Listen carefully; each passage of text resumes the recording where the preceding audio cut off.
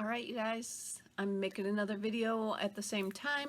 So this week's video I'm going to show you a variation to get that same type of look that we got last week from the blender pen with the ink on the stamp. This week we're going to use the pastels and come up with the same effect in a different way. So hold on. My last week's video I showed you guys how to do this type of an effect using your blender pens and pouncing on your stamped image. This week we're going to try and do that same idea on a different with a different technique. And so got a piece of paper. We're going to use our soft pastels this week. I used those on a video a couple weeks ago as well, and I really liked how they worked, so I thought that I would show a few different ways to do cards with them, and this is my first one to show you. So I'm going to use Versamark, and I'm going to stamp the image down, and you can use, with these pastels, you can use daubers, you can use, in my video the other day we used Q-tip to blend them, but you can use the sponge daubers, you can use blending brushes, the sponge, you can use whatever you want, but I am going to use the sponge daubers this time. So I'm going to use those same stamps that I used last time, and now you these have dies that you can cut them out. I'm going to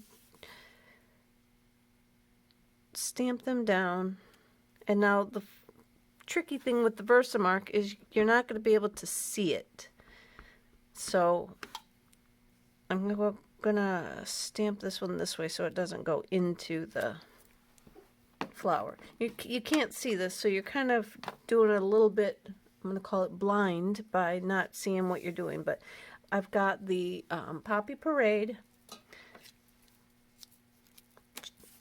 pastel, and I'm gonna take the spatula end of my pick tool, and I'm just gonna scrape some of it off onto my silicone mat, and I think I'm going to use, this might be mango. I'm going to scrape a little bit of that off as well. And somebody did comment that it sounds like nails on a chalkboard. Yes, it does. So then I'm going to take my sponge daubers, and I'm just going to pick up a little bit of the Poppy Parade and find your image on there, and then just start circling like around on your image, spreading that chalk around like so. Daub it, spread it. I'm going to go and grab a little bit of the mango and come back in because I want to add the extra color to it. And then I'm just going around in a circular motion. I'll pick up a little more of the mango. Pick up a little more of the poppy. I want to make the outside of this a little bit darker, more defined around the edges. I'll come in with the center. Then I'm going to tap that off just to get the extra. Now you can set this with like a setting spray or hairspray, or I've just been rubbing it with my finger, and then that kind of takes off the excess, and to me it seems like it sinks it into the paper. And then I got the stem on the other side, so we will scrape off a little bit of, we'll go with the dark green, I think this is Mossy Meadow. And then we'll do a little bit of the Granny Apple green, like that.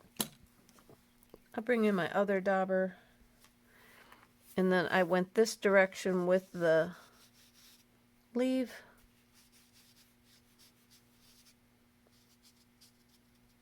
Kind of pull it out. Now I'll bring in my Granny Apple, and then I can go ahead and cut these out with the die, or I can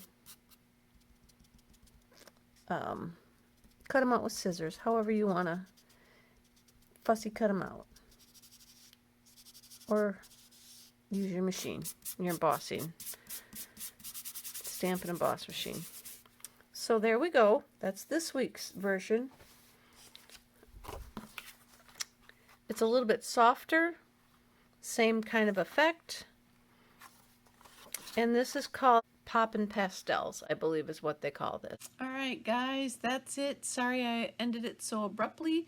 I edited the videos. I try and keep them shortened up a little bit, and that was a good place to stop at. I'm telling you, it was called Poppin Pastels. So here's a sample I made for that video a couple weeks ago, my Wednesday night video. This was the Poppin Pastels technique where I made the whole card, but I didn't show it as the way that I showed it here today. So I appreciate you watching.